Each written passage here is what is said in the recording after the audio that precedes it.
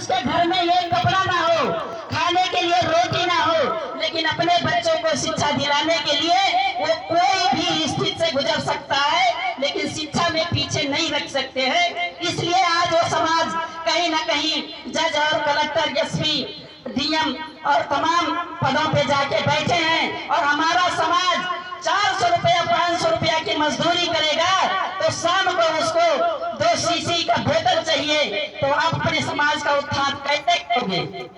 समाज का उत्थान जब होगा, अपने बहन बेटियों को आप जब आगे बढ़ा पाओगे, जब उनको शिक्षा दोगे, उनके साथ दोस्ती करोगे, बहन बेटियों को मजबूत करोगे, तो बहन बेटियों का मनोबल बढ़ेगा। और मनोबल बहन बेटियों से, क्योंकि यही हमारे समाज की नींव है। अगर यही बहन बेटियां आगे बढ़ेंगी तो मेरा समाज भी आगे बढ़ेगा। लेकिन कहीं ना कहीं हम लोग दबे रहते हैं, कुचले रहते हैं, वही पुरानी परंपरा को लेके चलते रहते हैं, इसलिए हम आगे नहीं निकल पाते हैं। और बाबा साहब का यही देन था, उन्होंने जितना पुरुषों को अधिकार दिया उतने अधिकार महिलाओं को दिया।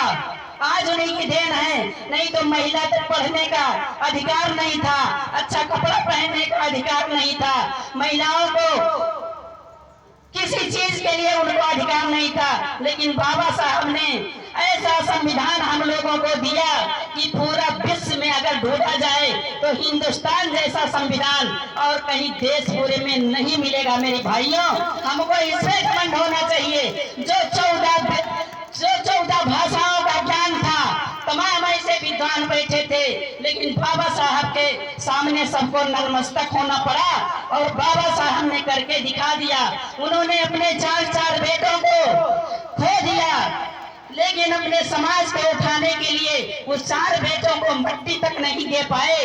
क्योंकि हमारा समाज आगे बढ़ेगा, हमको अपने समाज को देखना है, हम अपने परिवार को छोड़ सकते हैं, लेकिन ये जो हिंदुस्तान में बसे तमाम पिछड़े और दलित लोग हैं, हमारे लोगों की जो दुर्दशा है, हम इसको सहन नहीं कर पाएंगे। भले ही हमारे 4 बेटे ना रहें, लेकिन हम अपने समाज को वो दर्जा, वो अधिकार दिला करके तभी हम वापस होंगे। अगर इस समय देखा जाए तो आपका बेटा कहीं बीमार हो गया, आपके बेटे को बुखार हो गया, तो आप कोई ऐसा डॉक्टर नहीं छोड़ोगे कि किस डॉक्टर का दरवाजा न खटखटाओ कि हमारा बेटा ठीक हो जाए, मेरी बेटी ठीक हो जाए। लेकिन बाबा साहब ने समाज के लिए 4 बेटों का बलिदान दे दिए, लेकिन अपने समाज के लिए उन्होंने अपना सब कुछ छोड़ दिया। तो और इससे ज्यादा आपको क्या चाहिए? हम इतिहास बनाने के लिए नहीं आए हैं। हम ये जो आप पाखंड में,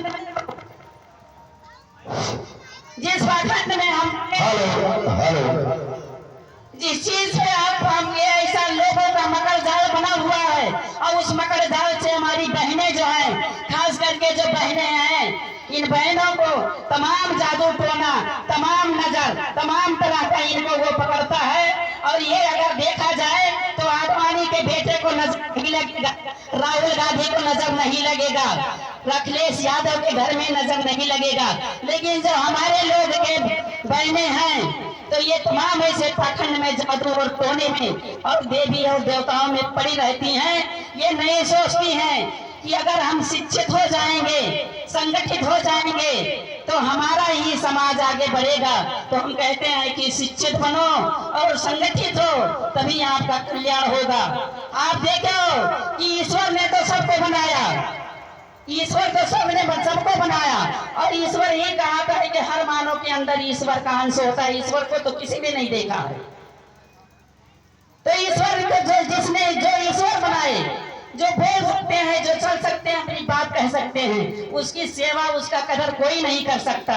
और जिसको हम बनाते हैं, कपड़ा पहनाते हैं, सुंदर से चेहरा बनाते हैं, नथनी झुलनी तमाम चीज उसको गहनों से लादते हैं, हम उसको बनाते हैं और उसके यहाँ जा करके आप सजदा करती हैं। जो बोल नहीं पाती, जो सुन नहीं पाती, जो हमारी बात, हमारी तकलीफ को सुन नहीं सकती, आप ऐसे भरे में पड़ी हो।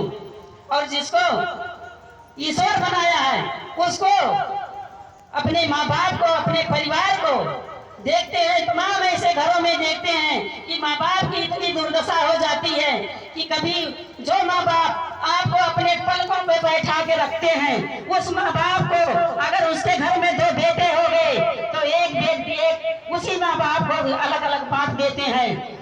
जो माँ ने अपने गीले आंचल में रह करके आपको पालती है, पोसती है, तो जब वो बच्चा सयान हो जाता है, बड़ा हो जाता है, तो वही बच्चा माँ बाप को बांट देता है। बताओ ये कहाँ का अन्याय है, ये कितना कहने वाला है।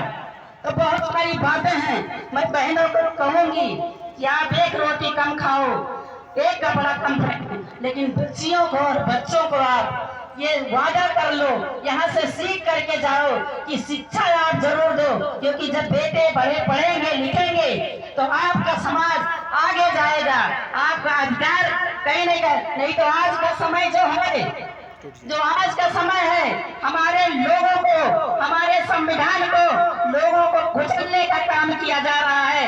अगर हमारा समाज सोया तो आपका फिर वही दिन आएगा कि कमर में झाड़ू और क्या मटकी फलाना दिमाग दुनिया भर का जो वही दिन था, वही दिन आने वाले हैं। तो